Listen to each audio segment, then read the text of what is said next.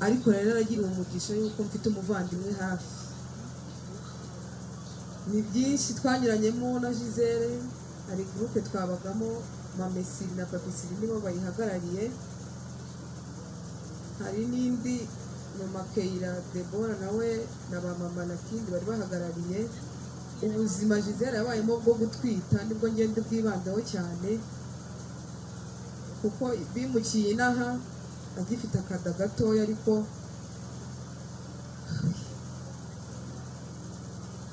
nambabarira. Twabaye mu buzima bwo gusenga buri munsi, Imana ivuga ibintu byinshi kuri iyo nda. Hari n'igihe twize gusenga na Pastor Munezero, icyo gihe ni groupe y'ababisiri bari bamutumiye.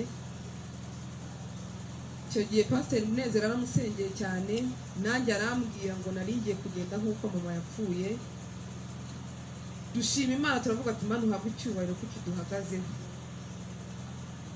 Nyuma dukomeza gusenga, abanyamasengesho bose twasenganaga baravugaga bati musengere uyu mubyeyi n'umwana twite.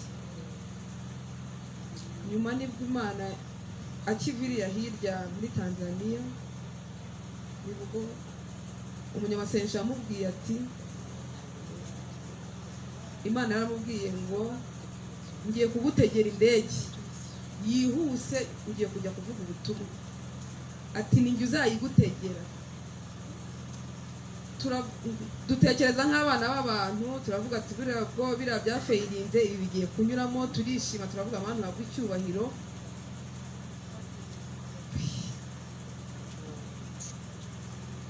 Ariko indege yariye.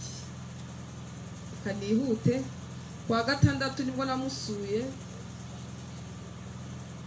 turicara muri chambre turi gushima Imana ko Imana yaduhaye guheka no konsa abana bivuye mu bushake bwayo, nayo bivuye no mu mbaraga z'amasengesho, kuko iyi Mana twarayisenze kandi ihemba neza, ni inshuti nziza, burara twabwirirwa n'Imana, kandi byose bikorana urukundo.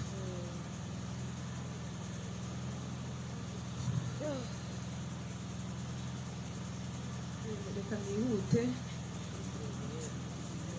Twaricaye, nanjye nteruye akabebe kanjye, nawe ateruye ake, akambwira ati reba ukuntu ubuzima twanyuzemo, Imana yatugiriye neza. Ambwira nti uzabimenya umwana amaze nko gutangira guseka, amaze kureba, kuko wanjye ubu afite amezi 8. Wanjye akarya fruit, Gisele akavuga ati su tuzagera twebwe aho ngaho ryari. Ambwira ni bita byihuta, ubundi hatindinda bya bindi byose by'ababyeyi. Ubwo twese turonsa, njye wanjye kubera atangiye kurya ntabwo yatinze kwibere. Gisele arambwira ati ntabwo mwonyeje neza. Ngo arambwira yajya gukurikirana kuri YouTube umuntu witwa Leya, wahara amashereka y'umumaro ya mbere ngo niyo abanza, wara kabiri, ana ya gatatu njye nanujye narinzi.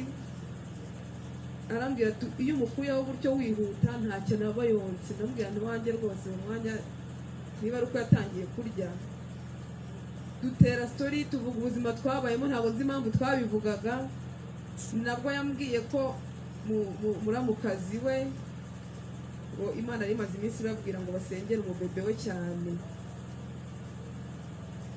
Ndamubwira nti